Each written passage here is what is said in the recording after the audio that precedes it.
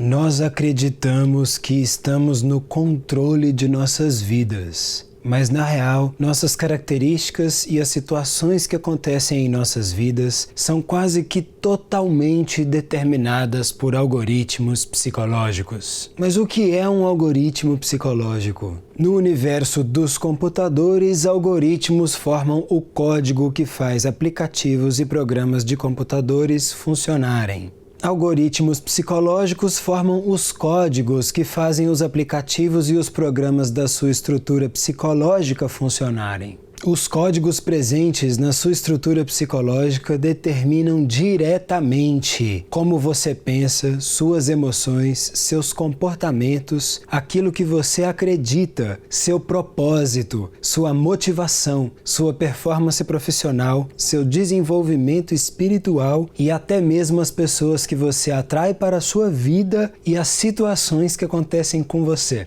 Como Mind Hacker, consigo mapear com precisão o código dos algoritmos psicológicos e posso otimizá-lo ou até mesmo reprogramá-lo. Antes, porém, aquilo que me diferencia enquanto pessoa e profissional. Para reprogramar o código, uso informações que vêm direto da sua alma, direto do seu self, livres da interferência do seu ego e do meu.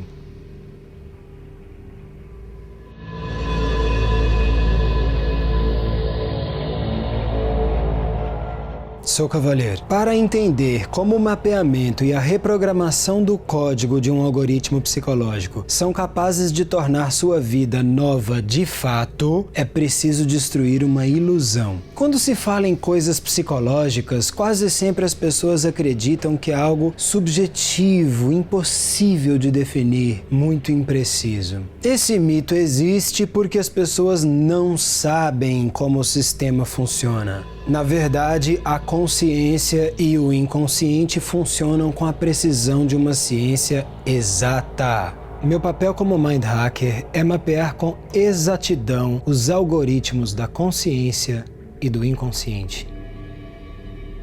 O mapeamento exato da consciência e do inconsciente evidencia o algoritmo psicológico, o código que determina quase tudo o que acontece dentro de você e em sua vida. O código que você pode alterar para alterar a realidade da sua vida. Este é o exemplo de um algoritmo psicológico de uma pessoa. Na real, esse é o meu algoritmo. É a dinâmica que eu estava vivendo há alguns anos atrás. Escolhi esse algoritmo porque daí aproveito e conto um pouco da minha história para vocês. Mas, espera aí, muito complexo. Vamos começar do começo da minha história. Volta um pouquinho. Minha infância foi muito diferente do convencional, pelo menos o que eu consigo me lembrar dela, porque tem uma parte que pra mim é meio obscura. Eu não tinha muito costume de brincar. Na cidadezinha em que eu cresci tinha um clube com brinquedos, quadras, piscinas, mas eu tinha horror de ir pra lá. Quando meu pai queria me botar de castigo, ele me mandava pra lá. Estranho, né? Vou te contar um segredo. Todo mundo é estranho.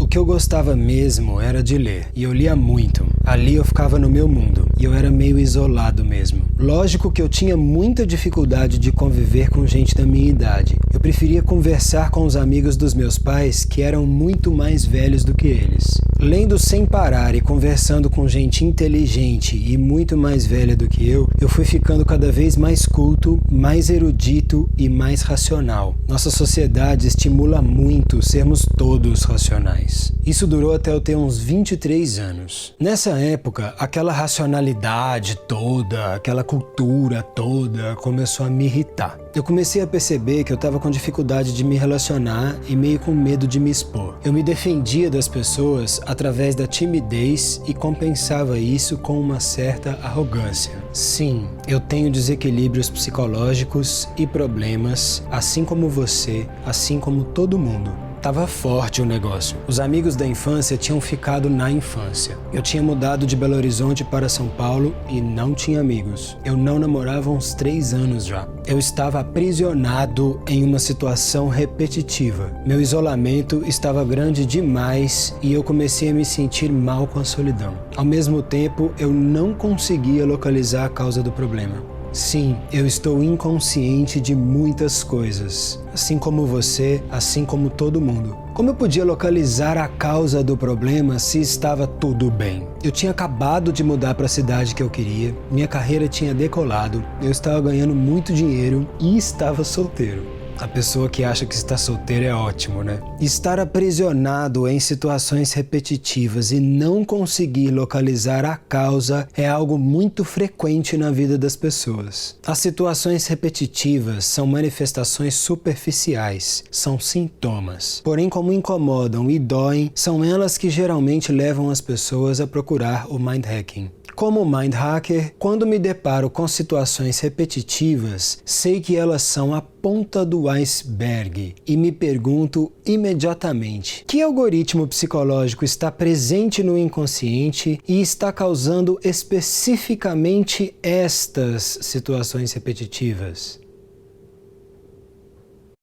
Quando estou fazendo mind hacking, começo o mapeamento do algoritmo psicológico pela única coisa que está disponível a princípio: a situação repetitiva, aprisionadora, o sintoma, aquilo que está causando dor na pessoa. No meu caso, a situação repetitiva era o isolamento e a solidão. Naquela época, eu estava tendo um sonho recorrente. Você já teve sonhos recorrentes? Sonhos recorrentes são mensagens desesperadas de nossas almas. As imagens que a alma coloca em nossos sonhos nos mostram o que realmente está acontecendo conosco. Eu sonhava que estava subindo em um elevador. Quando o elevador já estava bem alto, ele caía. Obviamente eu entrava em pânico e acordava. O sonho era simples, mas o que importava era o que ele simbolizava. Minha alma mostrava que eu estava usando o elevador demais, buscando elevação demais. A consequência era óbvia e perigosa. Se eu continuasse buscando a elevação, cairia. Esse é o principal motivo pelo qual é preciso usar informações que vêm direto da alma e livres da interferência do ego em processos de desenvolvimento da consciência. Ao invés de seguirmos orientações espirituais padronizadas, iguais para todo mundo, obtemos orientações exclusivas, individuais, criadas pela alma diretamente para você. A espiritualidade tradicional, em que todo mundo acredita e repete sem pensar, ensina que devemos ser seres humanos cada vez mais elevados espiritualmente. Porém, através dos meus sonhos, a minha alma estava me dizendo que eu estava elevado demais, provavelmente espiritual demais. Mas como? Comecei a me perguntar onde eu estava elevado demais. Com a dica do sonho ficou fácil ver. Eu estava o dia inteiro trabalhando com espiritualidade e no meu tempo livre eu estava o tempo todo estudando mais e mais espiritualidade. Assim como o elevador dos meus sonhos, eu estava subindo demais e ficando demais na cabeça. Enquanto isso eu reclamava de solidão. Lógico que eu estava sozinho. Quem aguenta se relacionar com um cara super racional que só estuda? Chatão, né? Insuportável. O primeiro nível do algoritmo já estava mapeado. Mas o primeiro nível ainda é muito superficial. Eu precisava de mais clareza, de mais exatidão. Sabendo que a racionalização e a minha erudição também eram situações repetitivas causadas pelo algoritmo psicológico, comecei a observar como isso se manifestava quando eu tentava me relacionar com as pessoas. Afinal, eu estava reclamando de solidão. Percebi que quando eu estava com as pessoas, eu tinha uma necessidade de ficar exibindo meu conhecimento e mostrando o quanto eu era inteligente. Gente, ninguém merece. Lógico que isso causava antipatia nas pessoas. Quando eu tomei consciência do que eu estava fazendo inconscientemente, comecei a me achar antipático também. Mas quando eu me perguntei por que eu estava fazendo isso, percebi que estava tentando ser aceito. No fundo, eu estava carente. No fundo, eu estava sentindo dor. No fundo, todo mundo sente alguma dor. No fundo, todo mundo é humano.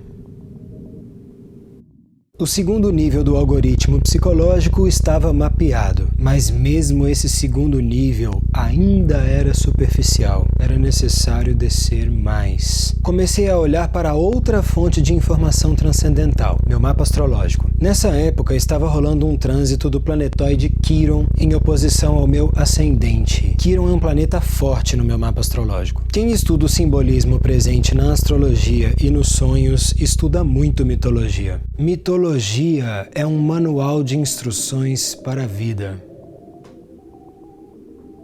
A mitologia de Quiron foi extremamente reveladora para mim. Quiron é um deus muitíssimo racional. Sua cultura vastíssima vai desde matemática até medicina, desde atletismo até astrologia. Quiron é um professor de heróis. Bem dentro da minha história, né? A mitologia, porém, revela o motivo pelo qual Quiron se especializou tanto e se tornou tão racional. Ele foi rejeitado ao nascer. Toda a rejeição que eu vivi na infância veio imediatamente à tona. Lembrei-me de todas as vezes em que as pessoas me achavam estranho, por ser nerd, por me interessar por espiritualidade ou por qualquer outro motivo que fosse. Lembrei-me de todas as vezes em que ninguém queria sair comigo, ou ir a festas comigo, ou ir à minha casa. Minha solidão não tinha começado aos 23 anos. Tinha começado aos 8. Diante dessa constatação, meus sonhos me mostraram que eu tinha atingido o grau necessário de exatidão no mapeamento do meu algoritmo psicológico. Neste ponto, está na hora de mudar de fase. Está na hora de parar de apenas mapear o algoritmo e intervir diretamente no código. Entender exatamente é muito importante. Você vai interferir diretamente no código que causa as situações que acontecem em sua vida. Você tem que saber exatamente o que você está fazendo. O algoritmo psicológico deixou evidente que a dor de rejeição toda que eu tinha sofrido na infância ainda estava presente e desde então estava me forçando a estudar cada vez mais para me destacar cada vez mais para conseguir ser aceito. O inconsciente é capaz de forçar você a se comportar de uma certa maneira, de atrair certos tipos de pessoas para a sua vida, de causar situações concretas em sua vida. Quem manda é o inconsciente. Se você quer saber mais sobre como o inconsciente causa coisas na sua vida, assista o vídeo sugerido.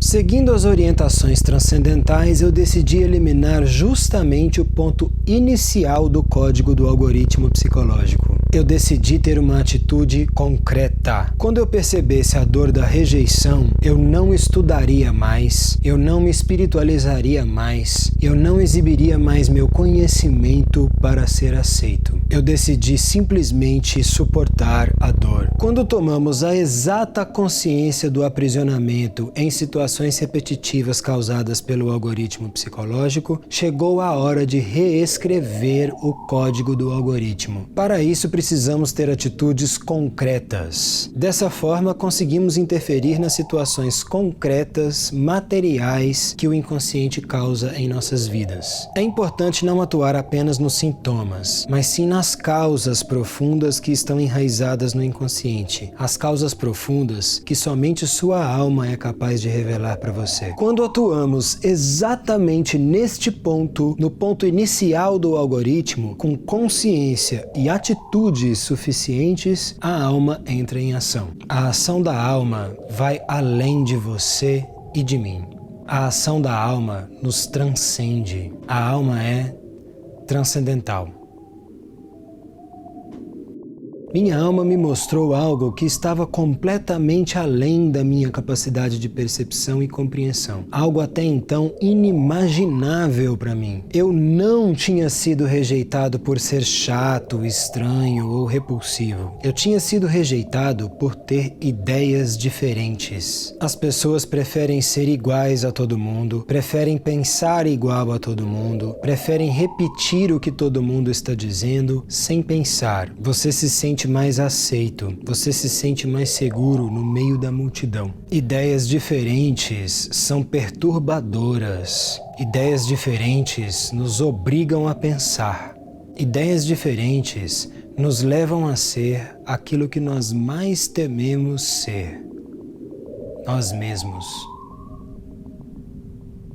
Imaginem a minha surpresa quando eu percebi que eu continuava tendo ideias muito diferentes. Imagine a minha surpresa quando eu percebi que o nome atual que o mundo do trabalho e dos negócios dá para ideias diferentes é ideias inovadoras. Mas a ação transcendental da alma não se resume a revelar coisas. A alma também constrói novas inteligências e novas capacidades. Em mim, a alma construiu a coragem de constatar que eu tinha uma ideia inovadora e de mostrar minha criação ao público. Eu não tinha mais que me esconder atrás da racionalidade e dos meus conhecimentos sobre as ideias dos grandes mestres para tentar chamar a atenção das pessoas. Eu tinha minha própria ideia, minha própria criação. Assim nasceu o paradigma do sentido. A realidade daqueles que concluíram com sucesso o processo de individuação descrito por Carl Jung em sua psicologia junguiana. A realidade do espírito, para além da alma. Uma realidade com 5 dimensões, multiparadoxal e multidimensional, na qual as pessoas experimentam a liberdade de ser e a capacidade de editar a própria realidade. Eu quis contar a minha história para mostrar que eu tenho problemas e feridas como todo mundo, que tenho inconsciências como todo mundo, que sou um ser humano como todo mundo. Todos nós temos problemas, feridas e dores. Eu acho triste quando as pessoas escondem suas dores de si mesmas, fingindo ser 100% resolvidas e felizes. Pessoas assim são no mínimo superficiais, geralmente infantis, às vezes desumanas. Profundidade, maturidade e sabedoria vem de admitir que a vida inclui problemas e sucessos, que a vida inclui dores e felicidade. Mas também não precisamos permanecer na ignorância, desconhecendo as causas de nossos problemas, de nossas dores, desconhecendo os mecanismos que regem nossas vidas. Não precisamos afundar na dor.